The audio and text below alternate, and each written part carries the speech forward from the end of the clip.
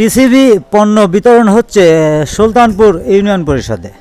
সুলতানপুর রাজবাড়ী জেলা সদরের অন্যতম একটি ইউনিয়ন পরিষদ। অত্যন্ত সুন্দর পরিবেশসম্মতভাবে মালামাল বিতরণ হচ্ছে।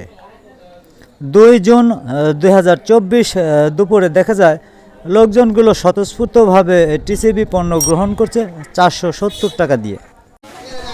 সুলতানপুর ইউনিয়ন পরিষদে দেখা গেল সুশৃঙ্খল লাইনে দাঁড়িয়ে জনগণ মাল গ্রহণ করছে এবং মেম্বাররা কার্ড এবং স্লিপ ও তালিকা, নাম, ঠিকানা যাচাই বাছাই করে মালামাল প্রদানের অনুমতি দিচ্ছে।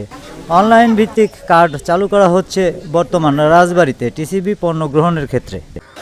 মিটারে ওজন করে দেওয়া হচ্ছে 5 কেজি করে চাউল এবং 470 টাকায় দেওয়া হচ্ছে 3 রকম পণ্য। দেওয়া হচ্ছে 5 কেজি চাউল, দেখুন, সেই সাথে 2 কেজি মসুরি ডাল এবং 2 কেজি ভোজ্য তেল।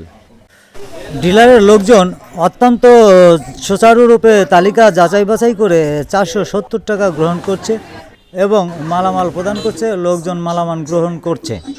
সেই সাথে দেখা গেল চেয়ারম্যান অত্যন্ত সচেতনতার সাথে কার্ড যাচাই বাছাই করছে, যেহেতু অনলাইন ভিত্তিক কার্ড চালু হয়েছে, এটা স্বাভাবিক। সুলতানপুর ইউনিয়নে টিসিবি মালামালের প্রদানের ক্ষেত্রে ডিলারের লোকজন অত্যন্ত সচেতন এবং মেম্বারদের পাশাপাশি চেয়ারম্যান মোহাম্মদ আশিকুর রহমান অত্যন্ত সুদৃষ্টি রাখেন এবং সেই সাথে সেক্রেটারি মোহাম্মদ জহিরুল ইসলাম অনলাইন ভিত্তিক যাচাই বাছাই করে থাকেন। এভাবেই সুশৃঙ্খলপূর্ণভাবে বিতরণ হলো টিসিবি মালামাল সুলতানপুর ইউনিয়ন পরিষদে।